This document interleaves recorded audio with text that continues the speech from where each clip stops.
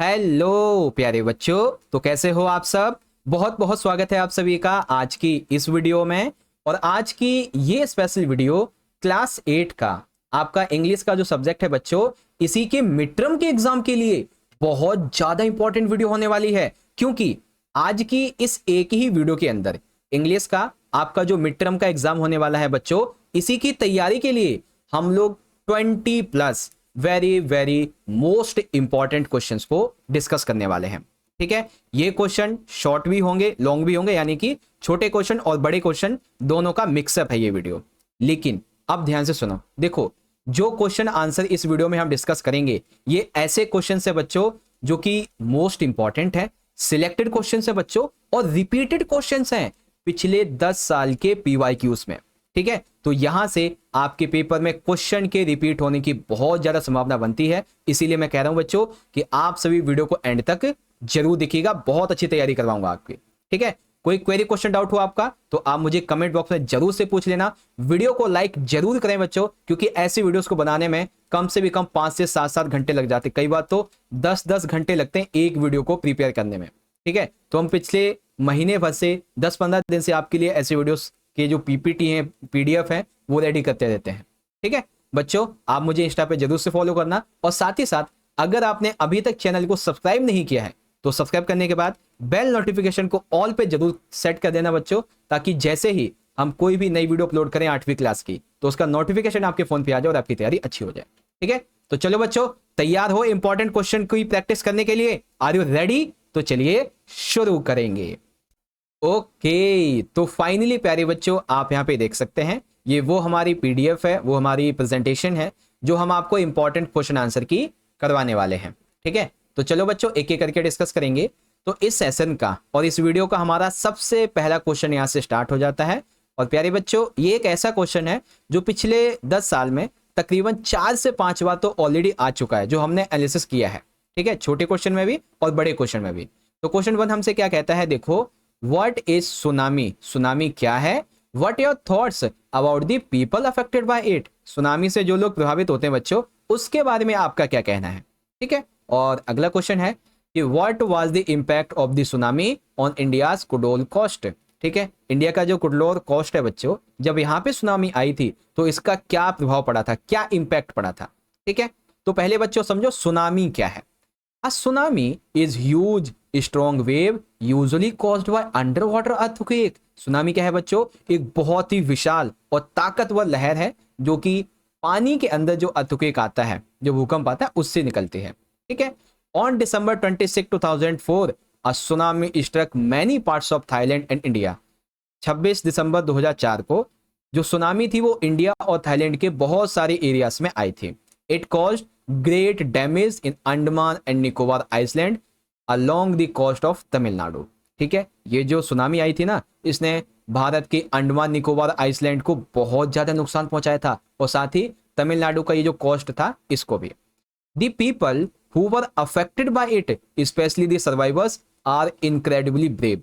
मैंने जब मैं वहां गया, ठीक है, मैंने देखा कि जो लोग प्रभावित हुए थे सुनामी से वो बहुत ही ज्यादा, खास करके जो सर्वाइवर्स थे वो इनक्रेडिबली ब्रेव थे, बहुत बहादुर थे। इतनी ज्यादा खतरनाक सुनामी के बावजूद भी वो सरवाइव कर गए, है ना। इनक्रेडिबली ब्रेव यानी कि बहुत ज्यादा हिम्मत वाले। ठीक है, दे लोस्ट देयर होम्स, उन्होंने अपने घर खो दिए, अपनी फैमिलीज खो दी, अपनी ब्लॉगिंग्स, वस्तुएं खो दी।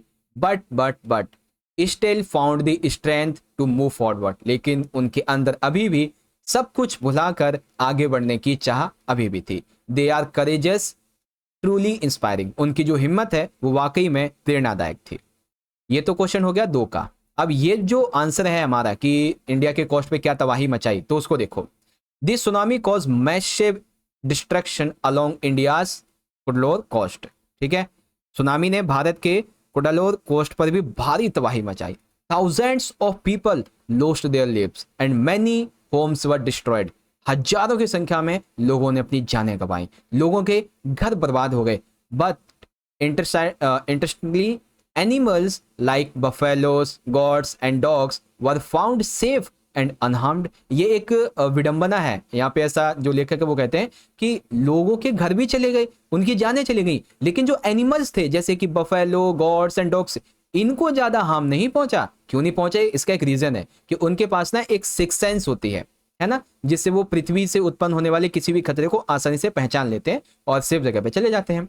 Even in Sri Lanka which suffered great loss of human life, especially in the Yala National Park, no animal death were reported। ठीक है, श्रीलंका में भी बहुत सारे लोगों की जान गई, और यहाँ पे जो याला नेशनल पार्क था यहाँ पे किसी एनिमल की डेथ नहीं हुई थी। ठीक है, एक्सेप्ट फॉर 2 वाटर बफेलोस, यानी कि 2 को अगर हम हटा दें तो उनके अलावा। Even through this tsunami wash away 60 people who were visiting the park. ठीक है, जब पार्क में सुनामी आई तो तकरीबन 60 लोगों को बहा दिया, और सिर्फ 1 से 2 बफेलोस गई थी बस। ठीक है, तो ये जो इम्पैक्ट था सुनामी का वो रहा। पहला क्वेश्चन कंप्लीट हो गया बच्चों। चलो अब देखो क्वेश्चन नंबर है हमारा सेकंड, काफी इंपॉर्टेंट है। Which 2 armies are mentioned in the Jim's letter, what did they do together on Christmas day. आपका ये जो चैप्टर इसके हिसाब से बताओ, यानी कि जिम का जो लेटर था उसमें किन 2 सेनाओं का जिक्र किया गया था और उन्होंने साथ मिलकर क्रिसमस को कैसे मनाया था बच्चों। तो देखो, the 2 armies mention in Jim's letter are the British army referred as Tommy and the German army known as Fritz. ठीक है, 2 आर्मी थी, एक तो ब्रिटिश आर्मी जिसे हम टॉमी भी कह सकते हैं, और जर्मन आर्मी जिसे फ्रिट्ज कहा गया। ऑन क्रिसमस डे वाले दिन something very unexpected and heart warming happened. उस क्या बोलते हैं, जो क्रिसमस वाला दिन था उस दिन कुछ अलग हुआ, कुछ ऐसा जो दिल को छू गया। Both side decided to put their weapons down and forget about the war for a while. दोनों साइड के सोल्जर्स ने यह तय किया कि वो अपने हथियारों को नीचे रख देंगे और भूल जाएंगे कुछ समय के लिए कि युद्ध भी कभी हुआ था। दे सेलिब्रेटेड क्रिसमस टुगेदर पीसफुली। सोचो, 2 बॉर्डर्स हैं, एक सेना इधर है एक सेना इधर है। इन दोनों ने सोचा अरे युद्ध तो होता रहेगा, कम से कम क्रिसमस डे तो मना ले अच्छे से। सभी ने अपने हथियार नीचे रख दिए और उन्होंने शांति से क्रिसमस मनाया। कैसे? The soldiers shared food like sauce, drinks and cake. उन्होंने आपस में सॉस, ड्रिंक, केक वगैरह शेयर किया और अपनी स्टोरी शेयर की। ठीक है, अपनी जीवन की। टू ऐड द जॉय, और भी कुछ मजा, कुछ फन करते हुए। They even played a friendly game of football which the Germans won. इन्होंने और भी मजे लेते हुए और एंजॉय करते हुए क्या किया? फुटबॉल खेला, और इसमें जर्मन्स जीते थे। For that one special morning enemies become friends. ये एक ऐसी बहुत ही अच्छी सुबह थी जब एनिमीज फ्रेंड्स बन चुके थे। शोइंग दैट वॉर में बी डिवाइडेड पीपल। ये चीज हमें ये बताती है कि जो युद्ध है वो लोगों को डिवाइड कर देता है, but the spirit of humanity, अगर हम ह्यूमैनिटी को बांटें यानी कि मानवीयता दिखाएं और एक साथ रहें तो हम अपने आप को जोड़ सकते हैं, है ना। तो इस तरीके से आप इसका आंसर लिखेंगे बच्चों। काफी इंपॉर्टेंट क्वेश्चन है, कई बार पिछले पेपर में आ चुका है। चलो बच्चों, अब देखेंगे question number 3। How are the survival stories of मेघना and Almas Javed similar the tsunami. बच्चों बहुत आसान क्वेश्चन है, ध्यान से देखो। बोथ मेघना and Almas Javed were fortunate survivors of the tsunami. दोनों की ही कहानी सुनामी से बचने की है, सर्वाइवर्स की है ना। मेघना was swept away along with her parents and 77 other people. मेघना जो थी वो तकरीबन 77 अदर पीपल्स और अपने पेरेंट्स के साथ में उस सुनामी की लहर में बह गई थी। But she was the only one who survived. लेकिन यही एक बची अपने माता पिता और उन 77 पीपल्स में से जो सर्वाइव कर पाई। कैसे सर्वाइव किया वो तो सुनो। She floated on a wooden door for 2 days। वो 2 दिन तक एक लकड़ी के दरवाजे पर ऐसे ही पड़ी रही, ठीक है, तैरती रही एक तरीके से। Before being washed ashore by a wave. ठीक है, जब तक कि उस किसी लहर ने उसे तट तक नहीं पहुंचा दिया। Despite being unnoticed by the relief helicopters. ठीक है, इस तरीके से। सिमिलरली अब ऐसा ही हुआ था क्या अल्मास जावेद के साथ। अल्मास जावेद लोस्ट ऑल हर फैमिली मेंबर्स। जैसे मेघना ने अपने सारे फैमिली मेंबर्स को खो दिया, अल्मास ने भी खोया in this tsunami. She manage to survive by clinging to a leg of wood. उसने कैसे सर्वाइव किया? उसने सर्वाइव किया एक लट्ठे से चिपक कर। ठीक है, तो she fainted, she remained on the log long enough to be rescued. ठीक है, वो उस लकड़ी के लट्ठे पर चिपकी रही, इस तरह से वो बची। वो बेहोश हो गई थी, फिर भी काफी देर तक लट्ठे पर टिकी रही और फिर उसे बचाया गया। Both girls faced extreme hardship but were miraculously saved, लेकिन जादुई तरीके से वो बच गई, हालांकि उन्होंने बहुत कुछ सहा था। ठीक है, तो बच्चों ये ऐसे क्वेश्चन आपको मैं करवा रहा हूं जो कि बहुत इंपॉर्टेंट है, इसीलिए मैं कह रहा हूं बच्चों कि आप इस वीडियो को ज्यादा से ज्यादा जरूर से लाइक करना और अपने सभी दोस्तों में शेयर करना। एक चीज और बच्चों, इस वीडियो में तो हम आपको 20 क्वेश्चन करवा ही रहे हैं, अगर आप चाहते हैं कि इसके अलावा हम कुछ क्वेश्चन और आपको करवाएं, उनकी और प्रैक्टिस करवाएं, तो आप सभी बच्चे एक स्पेशल कमेंट करो जल्दी से कि पार्ट 2 नीडेड। ठीक है, आपको लिखना है part 2 English class 8 important question needed, इस तरीके से, तो मैं समझ जाऊंगा कि हाँ आपको इंपॉर्टेंट क्वेश्चन का पार्ट 2 चाहिए। ठीक है, जल्दी से लिखो क्या 8 क्लास, ठीक है, या फिर 8th इंग्लिश, ठीक है, important questions part 2 needed, 8 English important question part 2 needed, इस तरीके से आप कमेंट करो जल्दी से, तो आपके लिए मैं डेफिनेटली पार्ट 2 भी बना दूंगा। ओके, चलो अब देखते हैं क्वेश्चन नंबर 4। ये पोयम से लिया गया है। The ant tells the cricket to dance the winter away, do you think the word dance is appropriate here, if so why. बच्चों आपकी जो पोयम है ना, उसमें जो चींटी है वो झिंगू से कहती है अरे नाच नाच के सर्दी को भगा दो ना, है। तो यहाँ पे जो नाचना शब्द है डांस, ये क्या सही में उपयोग किया गया, सही लगता है। तो देखो, the ant tells the cricket to dance the winter away, चींटी उससे कहती है झिंगुर से, उस ग्रास ऊपर से। यहाँ पे हम देखो क्रिकेट को ग्रास ऊपर कहते हैं। ओके, तो चींटी जो वो ग्रास ऊपर से कहती है अरे नाच नाच के सर्दी भगा दो ना। ऐसा क्यों? क्योंकि when it ask the grasshopper what is did during summer, वो कहती है अरे तुमने जो किया ना गर्मियों में उसी का फल है ये। The cricket replies that it sang all through the warm and Sunny days. जब चींटी पूछती है ना क्या किया गर्मी भर तुमने, है जो मुझसे मदद मांगने के लिए आ गई, तो वो कहता है ग्रास ऊपर मैंने तो गाना गाया मस्त आराम से गर्मियों के मजे लिए। ठीक है, इन रिस्पॉन्स, इसी के रिस्पॉन्स में आंट जो है वो व्यंग करती है किस पे, क्रिकेट पे। डांस नाउ, अरे नाचो भगाओ इस सर्दी को, जस्ट एज सेंग, जैसे तुमने गाना गाया था पूरी समर में वैसे नाचो और पूरी सर्दी भगा दो। Emphasising that since the cricket wasted its time instead of preparing for winter, it must now face the consequences।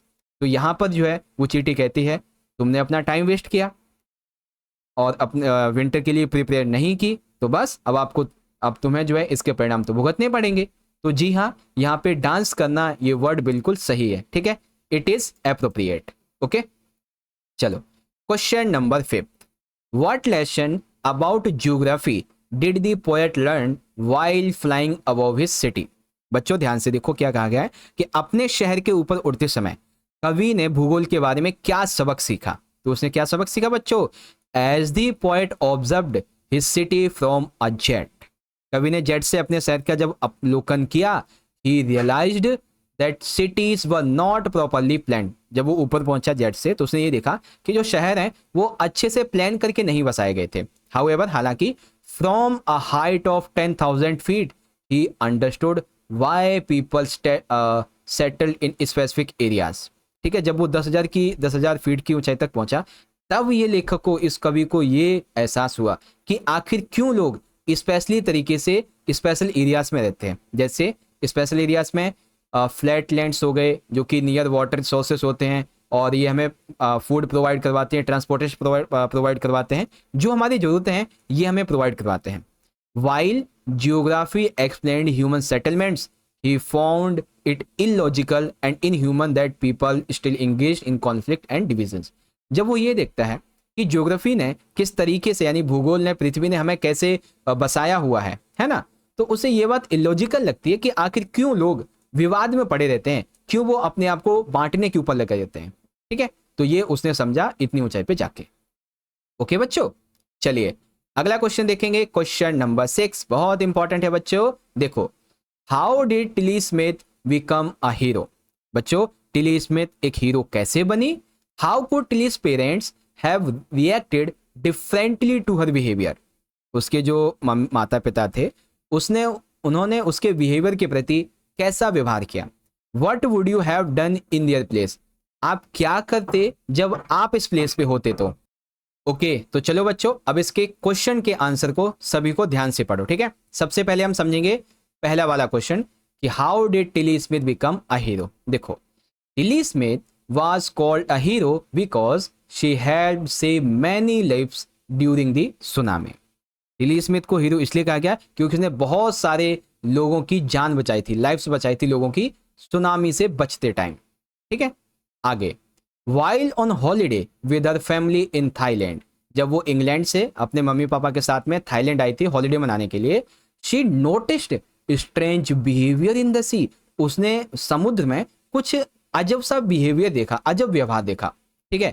Thanks to a geography lesson from her school she understood that a tsunami might be coming, उसने जो है अपने school में geography lesson में ये पढ़ा था कि सुनामी जब आती है तो उसके क्या जो है ना इंडिकेशंस होते हैं, संकेत होते हैं, तो वही उसे यहाँ पे लगे। She immediately warn her family and others on beach, उसने जल्दी से अपने मम्मी पापा को बताया और सभी बीच के लोगों को बताया, because of her quick thinking, क्योंकि उसने जल्दी से सब थिंक किया, सबको सोचा।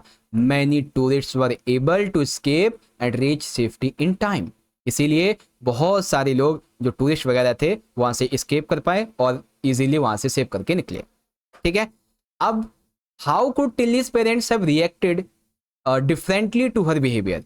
टिलीज parents would have dismissed her warnings, Tilly के जो पेरेंट्स थे उन्होंने नहीं समझा कुछ भी, उन्होंने जो उसकी वार्निंग थी उसको डिसमिस कर दिया। Thinking she was over reacting और इमेजिनिंग थिंग्स, उन्होंने सोचा अरे लड़की तो है, शायद ओवर रिएक्ट कर रही होगी या डर गई होगी या फिर इमेजिन होगी उसकी।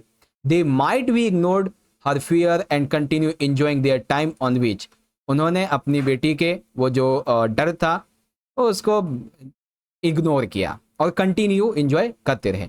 However they took her seriously realizing that something was wrong, और जब उन्होंने अपने उस बेटी के बारे वार्निंग को सीरियसली लिया, then they realizing that something was wrong, कुछ तो गलत है, and quickly left the beach, और जल्दी से बीच को छोड़ के भाग गए, which ultimately save their life, जिससे कि उनकी लाइफ बची। अब अगर मैं वहां होता या फिर आप वहां होते तो क्या करते, तो बच्चों देखो, if I were in their place I might not be believed her at first and could have been scolded her for causing unnecessary panic, यानी कि आपको एज ए मदर या फादर टिल्ली के वो बताना है, तो एज ए मदर या फादर टिल्ली के अगर हम वहां पे होते तो हमें भी विश्वास नहीं होता है ना, और हम फालतू में ही उस पर चिल्लाते। However seeing her distress I would have tried to understand her fear and taken precaution to ensure our safety, हालांकि मैं कुछ तो जरूर करता जिससे कि हमारी जो सेफ्टी है वो जरूर बचती रहती, ठीक है। उसकी परेशानी देखकर मैं उनके डर को समझने की कोशिश करता और हमारी सुरक्षा के लिए कुछ ना कुछ एहतियात में बरतता, इस तरीके से, है ना, ये चीजें हैं। चलो, अब ये क्वेश्चन काफी इंपॉर्टेंट था, 3 क्वेश्चन थे बच्चों इसमें।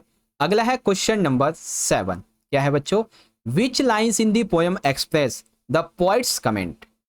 पोइट का जो कमेंट है इस पोयम में कौन सी लाइन बताते हैं। Read them aloud, write the comment on your words. देखो, the poet's message is found in the last 2 lines, ठीक है बच्चों। पोइट का जो मैसेज है इस वाली पोयम में वो बिल्कुल लास्ट की लाइन में है। False call this a favour, लोग इस कहानी को कहानी कहते हैं, है ना। I will want is true, मैं इसकी सत्यता की गारंटी देता हूं। People often say this story of the cat and aunt is just a fable or a made up tale with a lesson, लोग अक्सर ये कहते हैं झिंगुर और चींटी के बीच की कहानी सिर्फ एक कहानी है, मनगढ़ंत है, जिसमें कई सबक हैं। However, the सबक यानी कि लेसन है, the poet believes it is true and teach us something important, ठीक है। यहाँ पे पॉइंट जो वो कहता है ये कहानी सच है, हमें कुछ महत्वपूर्ण चीजें सिखाती है। Some people live only for today, कुछ लोग सिर्फ आज के लिए जीते हैं। Spending all they earn and enjoying themselves, वो सिर्फ आज में जीते हैं, आज के लिए कमाते हैं, खाते हैं, पीते हैं, मौज करते हैं। But later they regret not planning for the future, और बाद में वो पछताते हैं क्योंकि वो ग्रास ऊपर उस क्रिकेट की तरह फ्यूचर की प्लानिंग नहीं करते। फ्यूचर की planning is most important thing for life, okay, इस तरीके से। क्वेश्चन नंबर 8, ये आपका नया वाला चैप्टर है ग्लिम्पस ऑफ पास्ट से। क्वेश्चन है, do you think the Indian princess were short sighted in their approach to the events of 1757? How did East India Company subdued the Indian princess? बच्चों, आपको क्या लगता है कि 1757 की घटनाओं के प्रति भारतीय राजाओं का दृष्टिकोण जो है वो अदूरदर्शी था, यानी कि वो कैसा था बच्चों? शॉर्ट साइटेड था, बहुत ही छोटा था।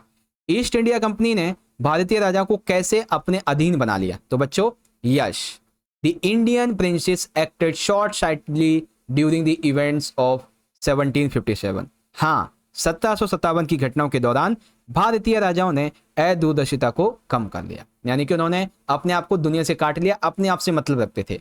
They failed to see the true intentions of the British who aimed to take control of the entire country. ठीक है, वे अंग्रेजों के असली इरादे को नहीं समझ पाए, जिनका लक्ष्य पूरे देश पे कब्जा करना था। By supporting the British in small battles, the princess unknowingly helped them gain power. छोटी छोटी लड़ाइयों में अंग्रेजों का साथ देकर राजाओं ने अनजाने में ही unknowingly क्या किया? उन्हें सत्ता हासिल करने में मदद की। The Indian princes were often at war with each other and frequently turned to East India Company for help. भारतीय राजा अक्सर आपस में लड़ते रहते थे और अक्सर मदद के लिए ईस्ट इंडिया कंपनी की तरफ देखते थे।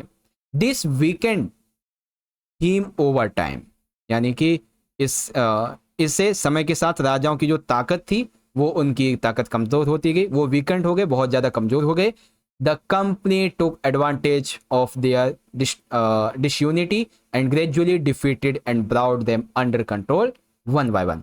इसी का फायदा उठाया कंपनी ने और क्या नाम है, धीरे धीरे धीरे उसने सभी को हरा के अपने कब्जे में कर लिया। आप सभी को मैं बता दूं बच्चों, भारत में आजादी के समय 565 रियासतें थीं, ठीक है, जिन्हें हम प्रिंसली स्टेट्स भी कहते हैं, और ये सभी रियासतों ने जो अधीनता थी ब्रिटिशों की वो स्वीकार की थी। शुरुआत एक से हुई थी, फिर धीरे धीरे धीरे करके सभी पे हो गया था। ठीक है, तो क्वेश्चन 8 आपका ये हो गया। चलो बच्चों, क्वेश्चन नंबर हमारा 9th है। इसमें पूछा गया है, what were the German soldiers doing during Christmas, who lead them? आपको इस चैप्टर के हिसाब से बताना है। तो बच्चों देखो, the German soldiers asked the soldiers to join them in celebrating Christmas together. अभी मैंने आपको बताया था, ये जो बॉर्डर था इसके दोनों तरफ के सोल्जर्स ने कहा कि क्यों ना हम सब हथियार नीचे रख कर सिर्फ एक दिन के लिए हम भूल जाए कि हम प्रतिद्वंदी हैं, हम सैनिक हैं, हम एक मानव की तरह क्रिसमस को सेलिब्रेट करते हैं। They brought sauce and snacks with them to enjoy the morning, और उन्होंने उसी सुबह अपने सॉस स्नैक्स वगैरह इन सभी को शेयर किया और क्रिसमस को एंजॉय किया। The first person to approach them was little private Morris. ठीक है, जो सबसे पहला इंसान था जिसने सेलिब्रेट किया था उसको, वो उसका नाम था बच्चों little private Morris. And soon all the soldiers, फिर धीरे धीरे के सारे सोल्जर्स मिलने लगे, wearing their grey and khaki uniforms, सबने अपनी अपनी ग्रे खाकी यूनिफॉर्म ही पहनी थी। सेलिब्रेटेड क्रिसमस टुगेदर, सभी ने क्रिसमस मनाया। दी देयर ऑफिसर वाज हैंसवोल्फ, उनका जो ऑफिसर था उसका नाम था हैंसवोल्फ। अब यहाँ पे एक क्वेश्चन है, क्वेश्चन ये है कि do you think the title of this story is suitable for it? Can you think of any other titles? ये जो टाइटल है बच्चों, आपको क्या लगता है, क्या ये टाइटल सही है इस चैप्टर के लिए या फिर कुछ और टाइटल होना चाहिए था? तो हम लिखेंगे the title perfectly fits the story. इस स्टोरी के लिए ये टाइटल बिल्कुल सही है। For Connie no other gift could have brought such happiness as the imagine return of her husband Jim. ठीक है, ये जो शीर्षक है कहानी के लिए सही है, क्योंकि कोनी के लिए उसके पति जिम की काल्पनिक वापसी जितनी खुशी कोई और तोहफा नहीं दे सकती। Even if her belief was mistaken, it gave her the greatest Joy of her life. ठीक है, भले ही उसका ये विश्वास गलत हो, लेकिन उसने इसे जिंदगी जीने के लिए खुशी दी, आगे बढ़ने के लिए राह दी। Since the story centres around the Christmas celebration, जब तक ये जो स्टोरी है वो सेलिब्रेशन के आसपास रहती है क्रिसमस के, ठीक है, तब तक ये इसका ऑप्शन जो है ठीक है, ये जो चैप्टर का नाम है सही है। अल्टरनेटिव टाइटल्स, कुछ और टाइटल्स जैसे कि वॉर एंड पीस हो सकता है, क्रिसमस गिफ्ट हो सकता है, ये वर्क कर सकते हैं, लेकिन neither captures the emotional depth as well as the current title. अगर हम इस चैप्टर के इमोशनल डेप्थ को समझें तो current title is the best title for that. ठीक है, तो मैंने कुछ टाइटल भी बता दिए और करंट क्यों इंपॉर्टेंट है ये भी बता दिया, है ना। चलो अगला है क्वेश्चन नंबर 11। काफी अच्छा प्रश्न है बच्चों। What did the author find in a junk shop. ठीक है, जंक शॉप पर ऑथर को क्या मिला। What did author find in a secret drawer. उस जंक शॉप पे उसे कुछ मिला, उसमें एक सीक्रेट ड्रॉर था, उसमें क्या मिला। What do you think had put it in their. तो उसमें जो था उसे यहाँ क्यों रखा गया, इसके बारे में आप क्या कहते हो। तो देखो, the author came across N old roll top desk from the 19th century in a junk shop located in Bridport. यानी कि बच्चों लेखक को ब्रिजपोर्ट स्थित एक कबाड़ की दुकान में 19वीं शताब्दी का पुराना रोल टॉप डेस्क मिला। It was crafted from oak but was in poor condition. उसे ओक की लकड़ी के माध्यम से बनाया गया था लेकिन इसकी हालत बहुत खराब थी। The top part of the desk was damaged and shattered into many pieces. उसका जो ऊपरी हिस्सा था वो क्षतिग्रस्त हो चुका था, कई टुकड़ों में टूट चुका था। Because of its broken state the shopkeeper was offering it for a cheap price. इसीलिए टूटा हुआ था तो इसीलिए जो शॉपकीपर था उसने कम पैसों में से दे दिया। Inside a hidden drawer of the desk the author discovered a small thin container. जब मेज के अंदर एक छिपा हुआ दरवाजा लेखक ने खोला तो उसे एक छोटा सा कंटेनर मिला, छोटा डिब्बा मिला। Inside it there was an old letter. उसमें एक पुराना सा लेटर था। I believe the person who on the desk must have placed it there was for safe keeping. उसके अंदर एक पुराना पत्र था, मुझे लगता है कि मेज के मालिक ने उसे वहां सुरक्षित रखने के लिए रखा होगा। ओके, तो ऐसे करके ये आंसर हो जाएगा। चलो क्वेश्चन नंबर 12 एंड 13 को एक ही साथ देखते हैं बच्चों। इसमें आपके दो क्वेश्चन पोएम वाले हैं। क्वेश्चन 12 है, what is geographic lessons did the poet learn when the jet reached 10,000 feet. तो 10,000 की ऊंचाई पे पहुंचने के बाद में पोएट को क्या एहसास हुआ। तो आंसर वैसे मैं बता चुका हूं, दोबारा देख लो। एट 10,000 फीट 10,000 की ऊंचाई पर the poet learn that human settlements are naturally shaped by the geography. मानव की बस्तियां जो हैं वो बसाई गई हैं भूगोल के द्वारा प्राकृतिक तौर पर। Cities are built along rivers or in a valleys where water and fertile land are available. Cities जो हैं वो ज़्यादातर नदियों के किनारे, घाटियों के किनारे बसाई जाती हैं क्योंकि यहाँ पे पानी मिल जाता है, अच्छी खासी उपजाऊ भूमि मिल जाती है ना। This made him understand the logic behind human habitation patterns. इससे कवि को ये पता चल गया कि आखिर क्यों लोग कैसे बसे हुए उनके पैटर्न के बारे में। ठीक है, अगला question number 13। What message does the poem give about hard work and being responsible, the art and cricket? यानी कि बच्चों क्या बोलते हैं, ये जो कविता है आर्ट एंड क्रिकेट, इसमें कड़ी मेहनत और जिम्मेदारी के बारे में क्या बताया गया है। तो देखो बच्चों, the poem gives a strong message that hard work and being responsible are very important in life. बच्चों कविता ये संदेश देती है कि जीवन में कड़ी मेहनत और जिम्मेदारी बहुत जरूरी है। The cricket the grasshopper who did not prepare और work during the summer ends up struggling in winter.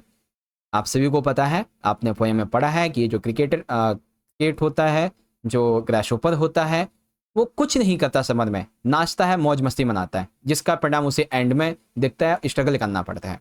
But the aunt, दूसरी तरफ जो चींटी थी, who was busy collecting food, उसने गर्मियों में भी फूड को कलेक्ट किया। Has nothing to worry about, अब उसे जो विंटर है इसमें किसी प्रकार की चिंता करने की जरूरत ही नहीं है। That's why the poem reminds us that those who use their time wisely and stay focused won't face problems letter.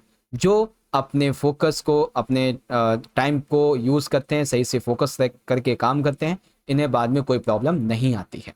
ठीक है, ऐसे करके आंसर लिखेंगे।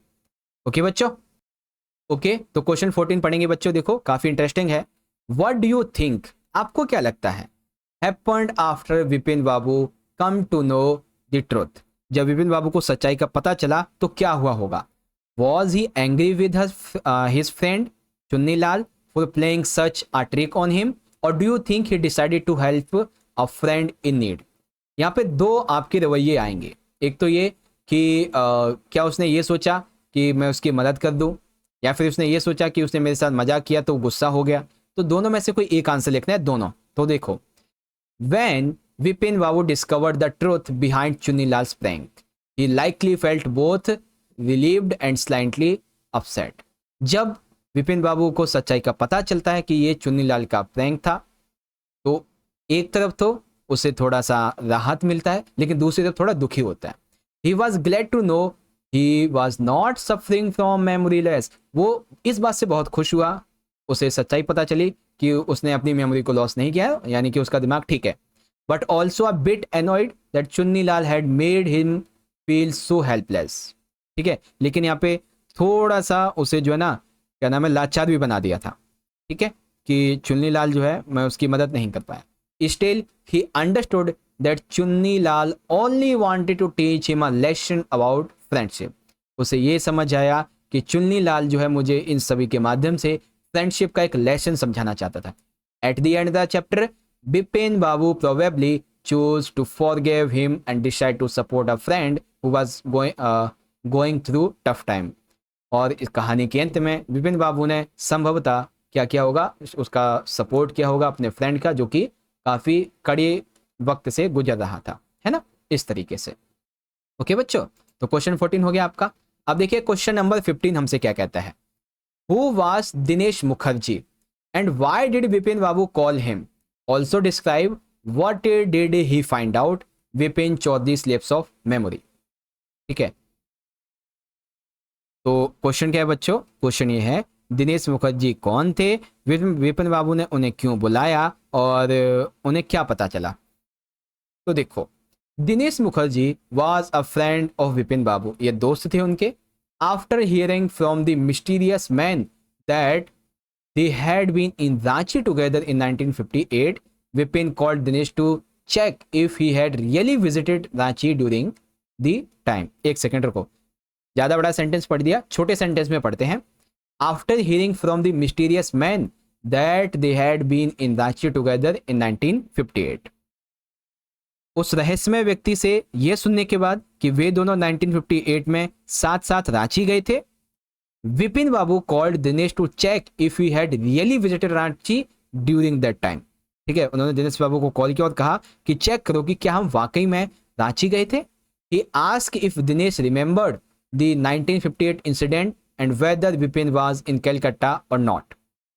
वो ये कहते हैं, उसने पूछा कि क्या दिनेश तुम्हें 1958 की घटना याद है और विपिन कलकत्ता में है या नहीं। ठीक है, Dinesh said to wait while he checked his diary. उसने कहा अच्छा रुको एक मिनट, मैं अपनी डायरी देखता हूँ। Then Dinesh told Vipin that he had been in Calcutta in February for his nephew's wedding. उसने कहा हाँ ये ठीक है कि तुम कलकत्ता में ही थे फरवरी के मंथ में अपने भतीजी के बर्थडे में, नेफ्यू के। बट लेकिन also confirmed there was a trip to Ranchi and Vipin was there too. ठीक है, लेकिन वो ये भी कहता है कि हाँ तुम्हें रांची जाना था और विपिन भी वहां था, है ना, इस तरीके से। तो ये हुआ आपका क्वेश्चन नंबर 15 कंप्लीट। चलिए क्वेश्चन नंबर 16 देखते हैं बच्चों, काफी अच्छा प्रश्न है। In what ways are the ant and cricket different in their attitude and behaviour in the poem? ये वाली है। ठीक है बच्चों, तो क्या कहा गया कविता में, इस क्वेश्चन में, कि कविता में चींटी और झिंगुर अपने दृष्टिकोण और व्यवहार में किस प्रकार से भिन्न है। The cricket and ant have totally opposite ways of thinking. The cricket only in, एक सेकेंड देखो, पहली लाइन का मतलब समझ लो। इस लाइन का मतलब है झिंगुर और चींटी की सोच बिल्कुल विपरीत है। ठीक है, अपोजिट थिंकिंग है। The cricket only enjoys the moment and does not care about the future. वो सिर्फ उसी पल को जीता है जिसमें वो जीवित है ना, उसी समय को जीता है और फ्यूचर की चिंता नहीं करता। While the ant believes in working hard and planning ahead. वो इसमें विश्वास करती है कि काम को अच्छे से करना चाहिए, प्लानिंग करनी चाहिए। The ant gathers food during summer but the cricket wasted this singing.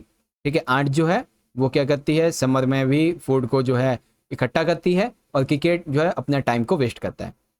As a result the ant stays safe in winter. Ant जो है वो सेफ होती है विंटर में। वाइल द क्रिकेट सफर्स, और जो क्रिकेट है वो उसको सफर करना पड़ता है। Their actions show the big difference between being responsible and being careless.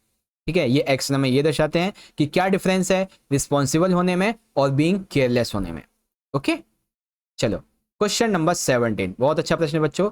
How did British impact Indian industries? बच्चों, अंग्रेजों ने भारतीयों के उद्योगों पर क्या प्रभाव डाले?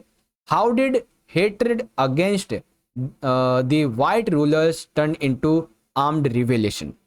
अंग्रेजों ने भारतीय उद्योगों पर क्या प्रभाव डाला? गैर शासकों के प्रति, गोरे शासकों के प्रति जो नफरत थी, ये कैसे एक बहुत बड़े रिवोल्यूशन में बदल गई? ठीक है, पहले जो हेट्रेड थी, अब वो एक रिवोल्यूशन में बदल चुकी थी। पहले नफरत जो थी अब विद्रोह में बदल गई। तो पहले क्वेश्चन का आंसर ये वाला देखो। When the British came to India, जब ब्रिटिश जो थे वो इंडिया आए, they began using their own methods to gain control. उन्होंने अपने मेथड से कंट्रोल करना शुरू किया इंडिया को। The East India Company made laws like allowing goods made in England to be imported into India without any tax. उन्होंने पहला rule क्या बनाया कि ईस्ट इंडिया कंपनी ने ऐसे कानून बना दिए जैसे इंग्लैंड में वस्तुओं को बिना किसी करके भारत में आयात करके अनुमति की जाएगी, यानी कि जो भी गुड्स इंग्लैंड से भारत में आएंगे उस पर कोई टैक्स नहीं लगेगा। This hurt Indian industries badly. ठीक है, इससे भारतीय उद्योगों को भारी नुकसान पहुंचा। Their advanced machines and tools made it hard for Indian workers and traditional industries to survive. ठीक है, क्या हुआ बच्चों की उनकी उन्नत मशीनों और औजारों ने भारतीय मजदूरों के जो उद्योग थे, जो ट्रेडिशनल इंडस्ट्रीज थे, उनके सर्वाइवल को भी कठिन कर दिया। ठीक है, the British used unfair and डेटी tricks to take over Indian princely states. अच्छा, एक क्वेश्चन तो आपका ये हो गया कि कैसे इंपैक्ट किया था, है ना। अब जो दूसरा क्वेश्चन है वो ये था कि जो हेटेड था अगेंस्ट वाइट रूलर्स, वो कैसे एक रिवोल्यूशन में बदल गया था। तो देखो, the British used unfair and डेटी tricks to take over Indian princely states, यानी कि अंग्रेजों ने भारतीय रियासतों पर कब्जा करने के लिए अनुचित और गलत चालें चली। By 1856 most of India was under their control, और इस तरह से 1757 से 56 तक, 1700 से 1856 तक, तकरीबन 100 ईयर्स तक उन्होंने इंडिया पर कंट्रोल किया, पूरी इंडिया को कंट्रोल में ले लिया। Indian kings had no real power and simply followed British orders. Indian kings, राजा, रियासतों के जो राजा थे उनके पास में कोई खुद की पावर नहीं थी, वो सिर्फ ब्रिटिश के ऑर्डर्स को फॉलो करते थे। People were even force to adopt Christianity, लोगों को ईसाई धर्म क्रिश्चियनिटी को अपनाने के लिए फोर्स किया गया। इंडियन सोल्जर्स वर paid much less than British soldier, जो भारतीय सैनिक थे उन्हें अंग्रेजी सैनिकों के अलावा बहुत कम पैसा दिया जाता था। All this unfair treatment build up anger and hatred, इन सभी वजह से गुस्सा बढ़ा, ठीक है, हेटर्ड बढ़ी, which eventually turn into a strong armed revolt against the white rulers, जिससे कि क्या हुआ बच्चों कि व्हाइट रूलर्स के खिलाफ में एक बहुत बड़ा स्ट्रॉन्ग आर्म रिवॉल्ट शुरू हुआ। ठीक है, तो ऐसे इसका आंसर करेंगे। अब आता है बच्चों हमारा 18वां क्वेश्चन। इसमें देखिए दो क्वेश्चन है। क्वेश्चन है why would you consider the ant and the cricket to be a fable, यानी कि आप चींटी और झिंगुर को एक दंत कथा क्यों मानते हैं। Why do you think the ant did not help the cricket even though he knew him. आपको क्या लगता है कि चींटी ने झिंगुर की मदद क्यों नहीं की जबकि वो उसे जानते थे। तो देखो बच्चों, पहले हम ये वाला क्वेश्चन देखेंगे कि मदद क्यों नहीं की। तो देखो, the ant might have refuse to help, ठीक है, चींटी ने शायद इसलिए मदद नहीं की होगी क्योंकि he wanted to cricket to realise his mistake. वो चाहती थी, चींटियां चाहती थी कि झिंगुर तुझे अपनी गलती का एहसास हो, इसीलिए मैं मदद नहीं करूंगी, है ना। Why not giving, by not giving him food और शेल्टर, उन्होंने खाना नहीं दिया, उसे अपने रहने के लिए जगह नहीं दी। The ant probably hoped to cricket would learn that it's necessary to work and plan ahead. इसके पीछे फूड ना देना और रहने के लिए जगह ना देना, इसके पीछे चींटियों का एक मकसद था कि झिंगुर को भी पता चले कि क्या जरूरत है हमें काम की और प्लान बनाने की, ठीक है, प्लानिंग करने की। The ant's decision show through love he was not being rude, ठीक है, जो चींटियां थी ये उनके कठोर प्रेम को दर्शाती है ना, रूडली नहीं। But he wanted to cricket to take life more seriously, वो इसलिए वो चाहती थी कि झिंगुर भी अपनी जो जिंदगी है उसको गंभीरता से ले, है ना। अब यहाँ पे आता है कि ये एक दंत कथा क्यों है। तो देखो, the ant and the cricket is considered a fable because, चींटी और झिंगुर को एक दंत कथा माना गया क्योंकि it conveys a moral lesson, क्योंकि इसमें बहुत सारी नैतिक शिक्षा है। The story teaches the importance of hard work, ये स्टोरी हमें हार्डवर्क की इंपॉर्टेंस सिखाती है। प्लानिंग फॉर द फ्यूचर, हमें फ्यूचर के लिए प्लान करना सिखाती है। एंड सेल्फ रिसाइलेंस, और ये हमें सेल्फ रिसाइलेंस भी सिखाती है, हमें आत्मसम्मान करना भी सिखाती है। It warns against laziness and highlights that one should not depend on borrowing from others but should prepare in advance for difficult times. Simple सी क्या है कि ये हमें ना इस चीज़ के ऊपर बहुत ज़्यादा हाईलाइट करके दिखाती है कि लेजीनेस, आलसपन, इसको यहाँ पे बेसिकली व्यंग किया गया है। इसके अगेंस्ट हैं चींटियाँ, ये पोएम इसके अगेंस्ट है। और इस चीज़ को हाईलाइट किया गया है कि हमें जो है किसी से उधार नहीं लेना चाहिए, हमें जो डिफिकल्टीज टाइम के लिए पहले से एडवांस में खुद को प्रिपेयर करके रखना चाहिए। ये चीज़ है बच्चों, ठीक है। तो ये हो गया आपका क्वेश्चन का आंसर। तो देखो यहाँ पर जो है ना, हमने 18 क्वेश्चन जो है वो कंप्लीट कर लिए हैं, ठीक है, 18 क्वेश्चन। अब इसके अलावा अगर आप सभी बच्चे चाहेंगे तो आपके लिए मैं पार्ट 2 का वीडियो भी अपलोड कर दूंगा, जिसके अंदर हम कम से भी कम अभी 15+ क्वेश्चन और डिस्कस करेंगे, ठीक है। अगर आप चाहते हैं तो आप सारे बच्चे जल्दी से कहें कि सर पार्ट 2 की वीडियो अपलोड कर दीजिए, तो या तो मैं आपके लिए लाइव सेशन अटेंड कर लूंगा, ठीक है, या तो आपके लिए मैं वीडियो बना दूंगा। तो दोनों में से कोई भी एक चीज हो जाएगी और आपको इजीली आपकी प्रिपरेशन करने में मदद भी मिलेगी। ओके बच्चों, तो आज की इस वीडियो के लिए फिलहाल के लिए इतना ही रहने देते हैं। बाकी अगर आपको पार्ट 2 का वीडियो चाहिए तो सारे बच्चे जल्दी से कमेंट करो, और आपको ये वीडियो अच्छी लगी है तो सारे के सारे बच्चे इस वीडियो को एक प्यारा सा लाइक जरूर कर दें बच्चों, क्योंकि ऐसे वीडियोस बनाने में काफ़ी समय लगता है। और मैं चाहता हूँ कि आप सभी लाइक करके इसको शेयर भी कर दें अपने सभी दोस्तों में, ताकि आपके शेयर करने से वो भी अपनी वीडियो की जो अपनी पढ़ाई जो है, अपने पेपर की जो तैयारी है, उसकी प्रिपरेशन को और भी इंक्रीज कर पाएंगे, ठीक है। चैनल को सब्सक्राइब करके बच्चों बेल का जो नोटिफिकेशन है इसे आपने ऑल पे सेट करना है, ताकि जैसे ही हम नई वीडियो अपलोड करें तो आपके पास में नोटिफिकेशन आ जाए फोन पे। ओके, तो चलो बच्चों मिलते हैं अगले वीडियो में, तब तक के लिए आप पढ़ते रहिए, अपना ख्याल रखिएगा। पार्ट 2 के लिए सारे बच्चे जल्दी से कमेंट कर दो, ठीक है। पार्ट 2 वीडियो चाहिए इस तरीके से, डेफिनेटली पार्ट 2 का वीडियो आ जाएगा। ओके, चलिए मिलेंगे अगले वीडियो में। बहुत बहुत धन्यवाद। All the very best for the mid term examination. जय हिंद, जय भारत, वंदे मातरम।